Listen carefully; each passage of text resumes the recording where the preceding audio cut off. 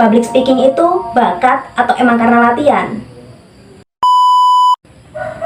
Assalamualaikum warahmatullahi wabarakatuh. Apa kabar teman-teman semua? Mudah-mudahan sehat selalu dan dalam lindungan Tuhan Yang Maha Kuasa. Saya Sevia Salma Naziha dengan NIM 210210402060 dari Program Pendidikan Bahasa dan Sastra Indonesia, kelas D. Public speaking itu bakat atau emang karena latihan? Banyak orang yang berkata, emang dasarnya karakternya begitu, jadi ya lancar-lancar aja. Dasarnya pinter ngomong, kalau disuruh berbicara di depan umum ya lancar lah. Tetapi teman-teman, sebenarnya public speaking merupakan sebuah latihan, sebuah kompetensi, atau sebuah keahlian. Dan keahlian itu butuh dilatih. Meskipun orang tersebut memiliki kemampuan berbicara di depan umum yang ahli, biasa berbicara di depan umum atau di depan kamera, tetapi jika orang tersebut tidak memiliki teknik-teknik public speaking, orang itu akan berbicaranya itu belibet atau selalu diulang-ulang begitu. Seperti ini contohnya. Yang atas nama saya, yang dari kewakilan Jember, kewakilan Universitas Jember, mahasiswa FKIP Universitas Jember, mengatakan supaya diturunkan micin, diturunkan harga micin, turunkan harga micin. Apakah saya begitu? Mudah-mudahan tidak ya. Public speaking atau berbicara di depan umum itu sebenarnya lebih ke bercerita tentang masalah atau tentang sesuatu di hadapan umum. Jadi ya ngalir aja gitu. Meskipun ada slide maupun tidak, ya tetap ngalir aja, jangan sampai berhenti berbicara.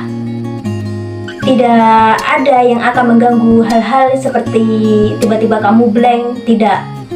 Jadi ada dua hal yang harus kamu kuasai saat berbicara di depan umum atau yang biasa disebut public speaking. Simak pembahasan berikutnya. Check it out. Ada dua hal yang harus kita kuasai ketika kita public speaking atau berbicara di depan umum. Yang pertama, percaya diri, dan yang kedua adalah penguasaan materi. Teman-teman, ternyata nervous itu hadir karena yang pertama, karena kita tidak menguasai materi tersebut.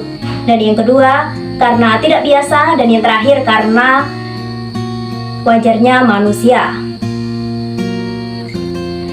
Nah, yang paling sering membuat kita nervous adalah karena ketika kita tidak menguasai materi tersebut. Bayangkan saja jika kamu tidak menguasai materi, apalagi audiens tidak akan menerima dengan apa yang kamu sampaikan. Sebaliknya, jika kita sudah benar-benar menguasai materi tersebut, audiens juga dapat menerima tentang apa yang kita sampaikan tadi.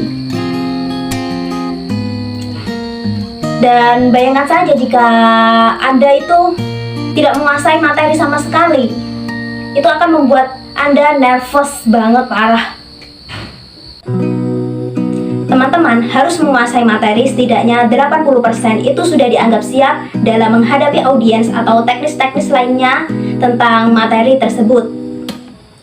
Sehingga sudah dipastikan hal yang pertama yang harus kita siapkan tentunya adalah materi itu sendiri. Kita harus benar-benar menguasai materi tersebut.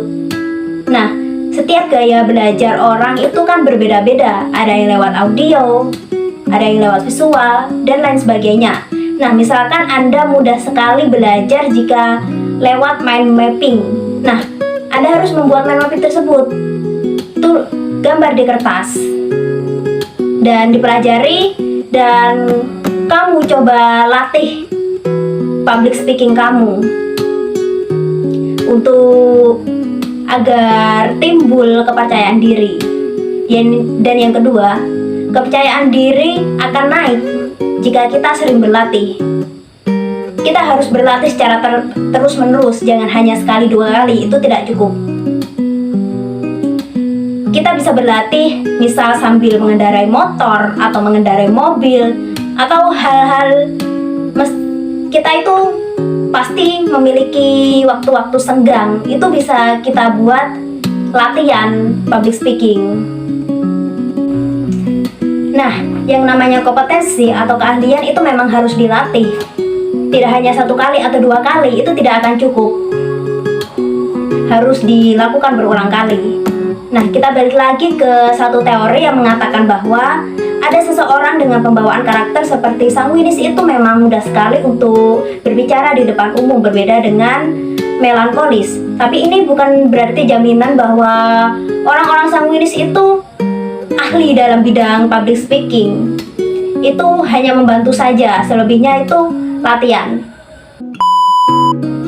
Kesimpulan dari apa yang saya sampaikan tadi adalah tingkatkan kepercayaan diri Anda dengan sering berlatih.